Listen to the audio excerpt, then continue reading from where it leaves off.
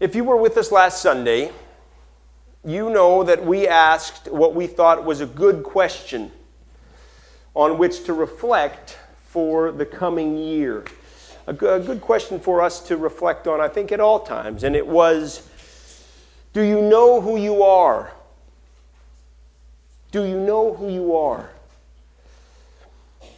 We're going to let you look up to YouTube on last week's sermon, and you can see how we answered that question or the possible answers to that question. But today I want to ask a similar question related to the church. Do we know who we are? What is the church? Who is the church? What is our role? And to do that, I don't want to ask a good question. I want to sing a good song. I want us to sing a song together that I think all of you are familiar with. I think all of you know this song. We'll know it once you hear it.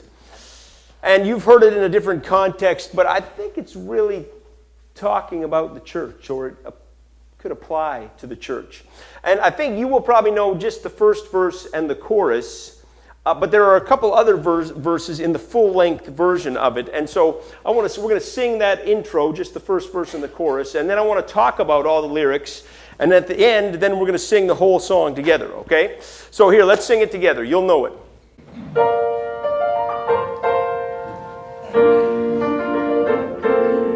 Making your way in the world today takes everything you've got.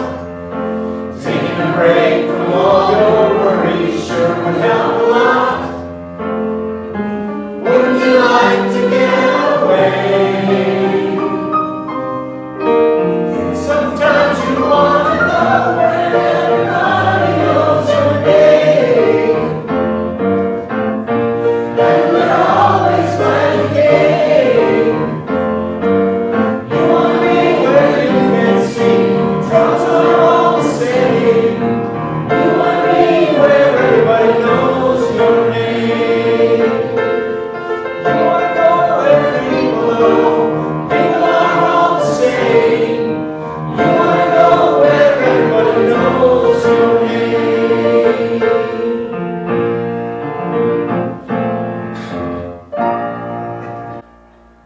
Did anybody not know that song? Has anybody never heard Garrett, maybe? Okay. Reese and Pat. That song was the intro song to the TV show Cheers that ran from 1982 to 1993. You remember that show? Cheers was this bar in Boston owned by a guy named Sam Malone, who used to be a relief pitcher for the Red Sox. This is how the story goes. And the show was just kind of the interaction of people within the bar, and there was a little love story there and whatever. I was too young in the 80s. I didn't watch Cheers, but everybody knows this song, right? Where everybody knows your name. And I suppose it applies to the bar, Cheers, but I think it's really talking about the church, or what the church ought to be. So we're going to talk about these lyrics. Making your way in the world today takes everything you've got. I think we'd all agree with that, right? Making your way in the world, it requires your whole heart and your whole mind and body and soul. Life, it requires all of us. Gary Gulman is a comedian that I really like, and this is his kind of take on that. Why is it so hard to get out of bed? I'll tell you why. Because the thing that they don't tell you growing up about life is this. Life, it's every single day. The thing they don't tell you about life growing up is it is every day. Every day you've got to get out of bed and navigate life and relationships and work and all of this. Making your way in the world today takes everything you've got. Taking a break from all your worries sure would help a lot. We all need a break from our worries at times, and we all take a break from our worries in a number of different ways. I mean, sometimes we just ignore them. We just pretend that they don't exist. We just let them pile up. We just forget about them, and that works for a while. But eventually, you've got to face life. You've got to face your worries. But we take a break in other ways. I mean, we go to the movies, and for 2 hours our mind and attention is focused on the plot of the movie, and we forget about whatever it is that's going on in our life. Or some people take a break from their worries by using any number of different substances, some of which you might find at the bar, drowning their sorrows, right? And we do this sometimes. I don't think this is exactly what Cheers is talking about, that Cheers is more than just the drink, but we all take a break from our worries. I think, though, that more than just taking a break from our worries, what we need is somebody to bear them with us. I think what we find at the church is not only a break from our worries, but we find people who will bear our worries alongside of us. We just read in this passage again, bear with each other. Right? And Galatians tells us, bear one another's burdens, and in this way you fulfill the law of Christ.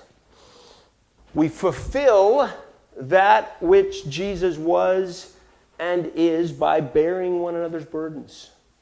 That we help and support one another in the things of life. And that at the church you'll find a place where you will be helped and supported and where you can help and support others. Taking a break from all your worries sure would help a lot. Wouldn't you like to get away? We all want to get away at times and escape from life and its difficulties. But I think at the church, not only do we find a place to get away, not only do we find a break, we find people in a community who will bear our worries and our burdens alongside of us. I think we all need this, and this is what the church is to be. Wouldn't you like to get away? Sometimes you want to go where everybody knows your name. Where everybody knows your name. I suppose that was true of Cheers. Everybody knew their name there. But I hope it's true of the church. That the true church is to be family for people. And maybe it doesn't function in exactly the same way as family. But a church is a place where you come and everybody knows your name. And maybe you know everybody else. A place that supports and encourages you. Over the years, I've had the opportunity a number of different times to meet people kind of randomly at a point of crisis or where they have a particular need in their life. And of course, those opportunities, I have varying degrees of ability to meet a person's particular need at that particular moment. But I always end up engaging in a conversation with people, and typically I would tell people or ask people, hey, are you part of a church somewhere? And I'll say, the church has just been for me a really great place. A place where I have found support for the things that I'm going through in life. A place that I've been a support for other people. It's just really a great community of people. I don't know the exact solution to your problems immediately, but I would suggest, one of the things I would suggest is find a church and go every week. Go every week until you know people and people know you. And I think you'll find at the church a place where people support you and encourage you and where you can be that for others. A place where everybody knows your name. Now, in this day that we live in, people travel a lot and we're involved in a lot of different activities, and people could be said to attend church regularly if they come once a month. I'm not suggesting that. Great to see all of you every week, right? But a place just where you know people and people know you. I hope that at OCC you find a place where you feel known. Where you feel known at least by somebody, and hopefully by me. You want to go where everybody knows your name. And they're always glad you came. We are always glad that you are here on Sunday morning. We're glad that we come together like this. We're glad to see each of you every morning. And I confess to a little bit of a tension in this regard in my life. For people that are new, that come here for the first time or I've not met before, want to meet them, and I want to meet them or you after the service and find out who you are and encourage you and say, we're really glad you're here, without feeling like I'm selling you anything.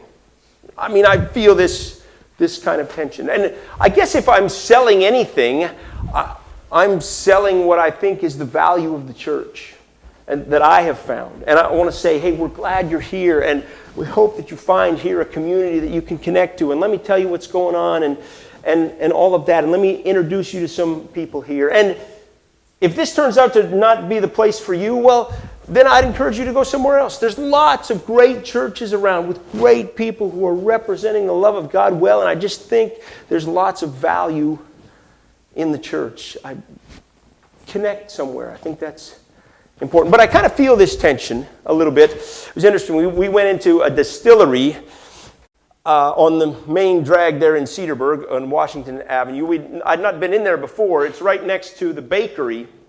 And I guess it's only been there about a year and a half, but we were at the bakery, and then my older brother wanted to check out this distillery. It looked really nice. So we kind of walked in there, and we met this couple that runs the place.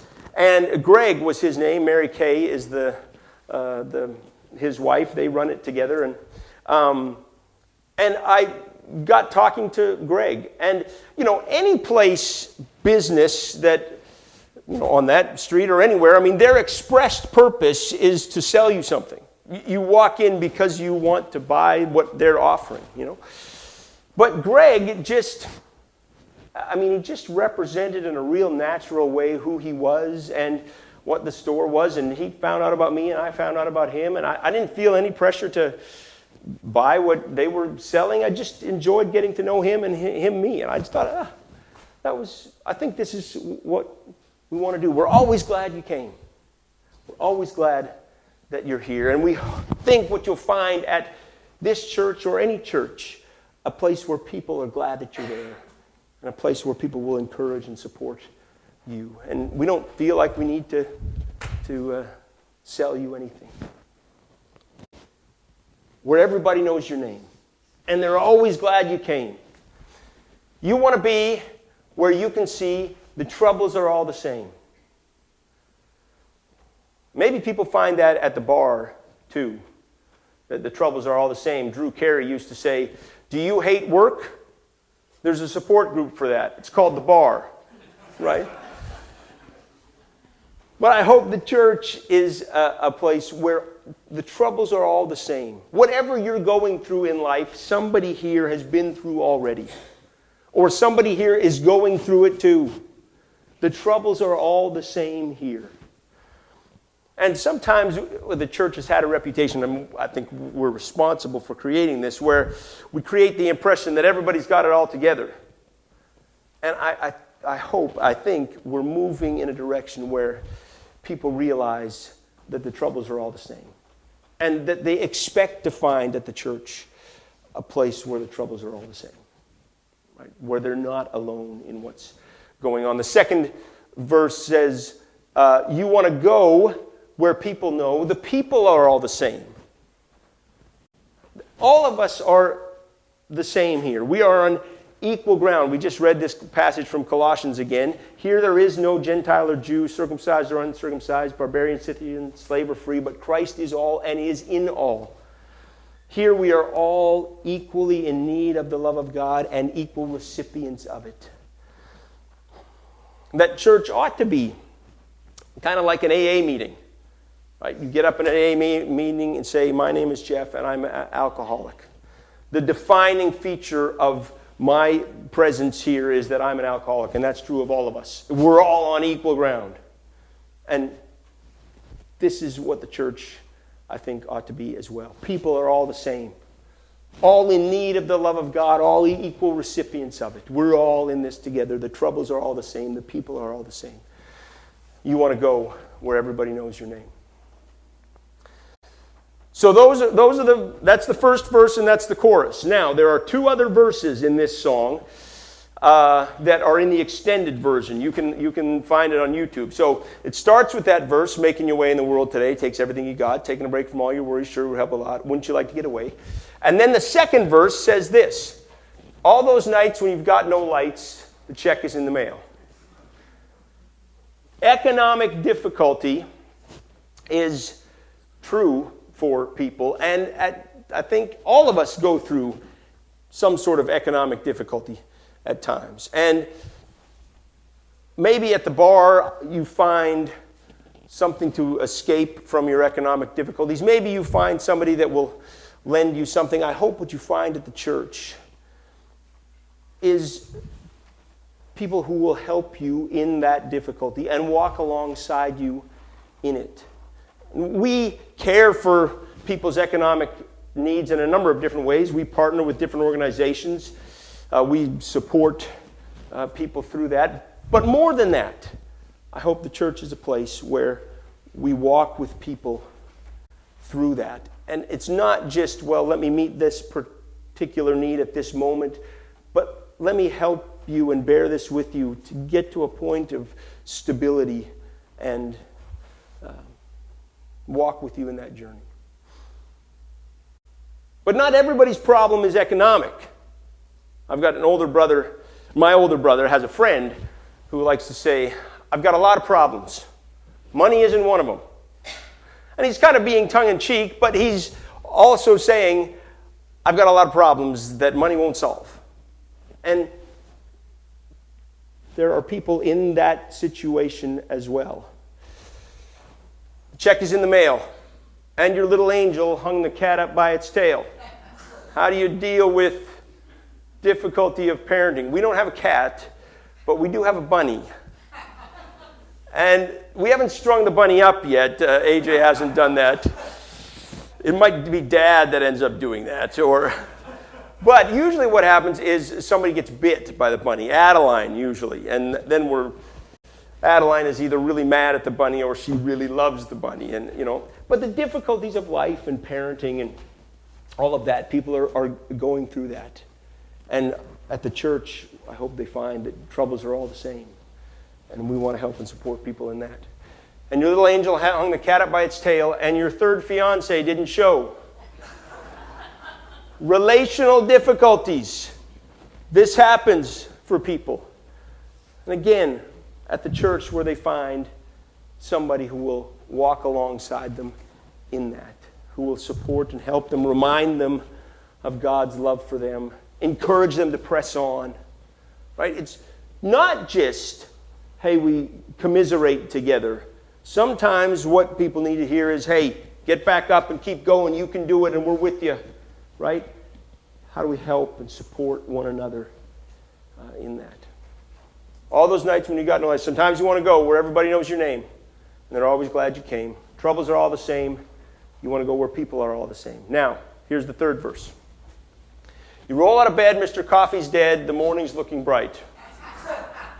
We all understand that, right? Sometimes you get out of bed and for us, the coffee's not dead.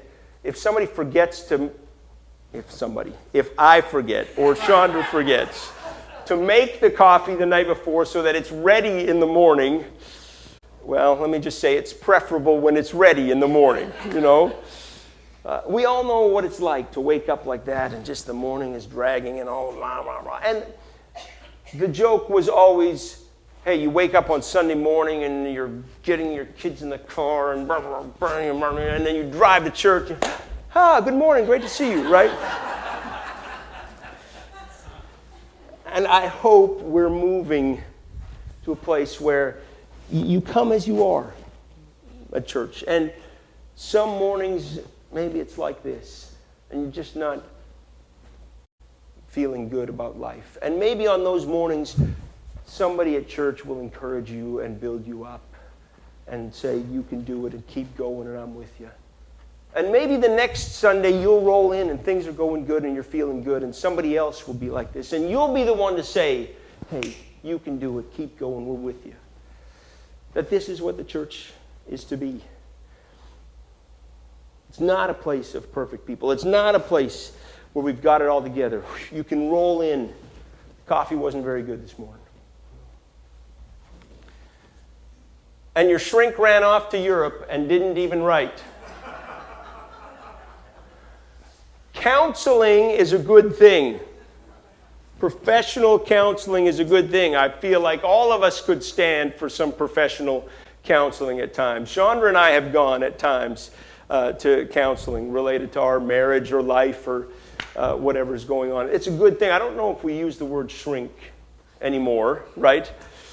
But it's a good thing. But sometimes I think that what people need is just somebody to talk to. And they don't know who to call. They just need a listening ear. They just need somebody to vent to. And even if that person doesn't have all the answers, they just need somewhere to go. And, I sometimes get calls from people like that, and I'm so glad about that.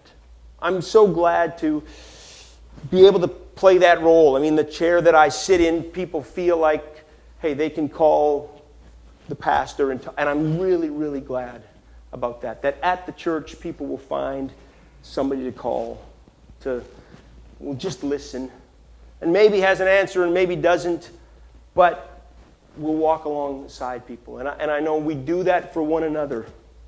We do that for one another. The church is a place for that. And your shrink ran off to Europe and didn't even write. And your husband wants to be a girl. This was written in 1982. It's a different world in 1982. Almost 40 years ago, right? But this is what people are dealing with.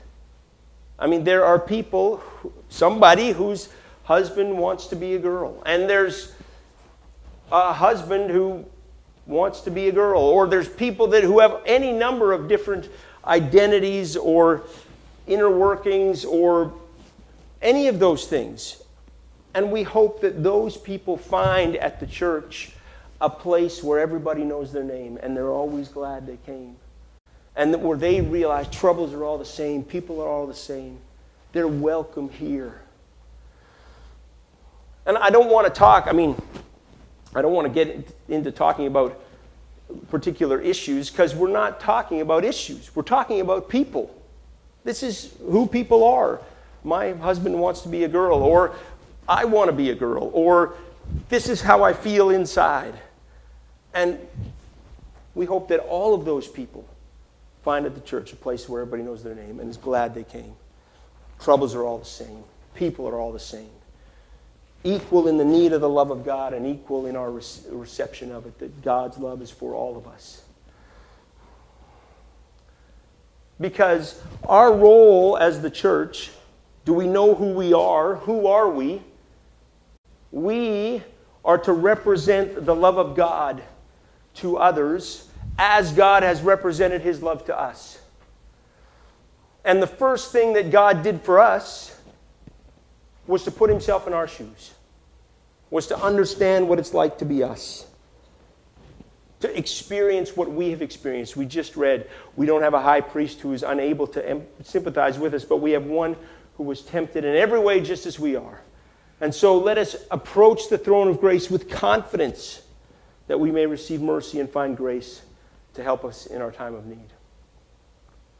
And as the church, then, we want to say to our community, have confidence to come to us. That at the church you will receive mercy and find grace to help you in your time of need. I think sometimes the problem has been that we have kind of made the church into something where if you come here, let us tell you first what it's like to be in our shoes. What it's like to be God. Here's what you need to do if you're part of us, and here's what you need to believe, and here's what it's like to be us. When I think really the love of God is the other way around. What's it like to be you? Put ourselves in other people's shoes. It doesn't matter who you are. You are welcome here. And we have something to learn from you, and you have something to learn from us. That's great. We're all in this together. This is why I'm so excited about this next Sunday, this interview with an atheist. I don't know that I've been a part of a church before that would allow this. Because we think, well, we're too worried that maybe he's going to lead us astray. right? Or maybe he's going to come and convince some of you next Sunday that you need to be atheists. That I'm not worried about that. This is an opportunity for us to say, what's it like to be you? What can we learn from you? Help us understand what it's like to be you. And as we attempt to put ourselves in his shoes, we get the opportunity to represent the God who did the same thing for us. Put himself in our shoes. Your husband wants to be a girl. Be glad there's one place in the world where everybody knows your name. Now, I don't know that the church is the one place. People find community and help and support and all that in any number of places. I mean, some people find it at the bar or in the community that is their kids' baseball team or hockey team or whatever.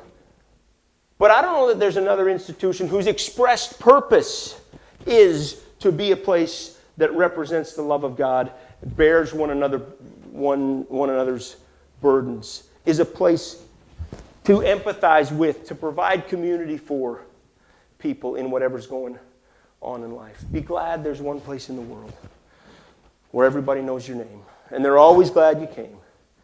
Troubles are all the same. People are all the same. That all of us are in need of the love of God and all of us are recipients of it. And as the church, as God loved us, so we work to love one another and to love our community.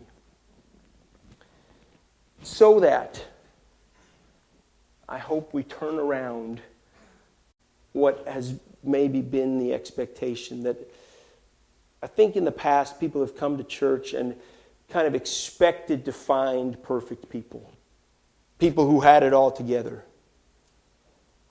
And I hope as we go along that people will continue to find in our church and will find in the church, expect to find in the church people who are just like them, where the troubles are all the same. They'll expect to find people who are glad that they're there, whoever they are.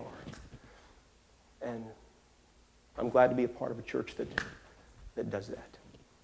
So let's stand together. We're going to sing this song together. Verse 1, verse 2, then the chorus, verse 3, and then the chorus. Here we go.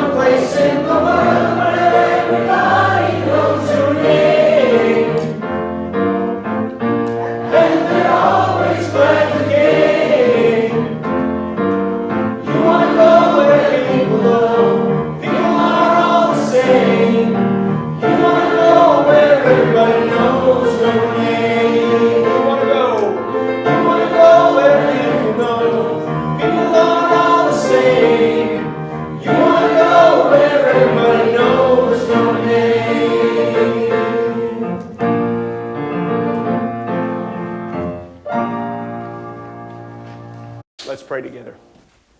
God, we are grateful for this institution called the church that you created to be a place where people feel known and people feel loved and accepted and realize that others are in it with them and this place that hopefully, Lord, though imperfectly, represents your love to the people in it and to the people outside of it. Thanks for the chance to be a part of this local body together. Bless these people here, and thanks for this morning. In Jesus' name, amen.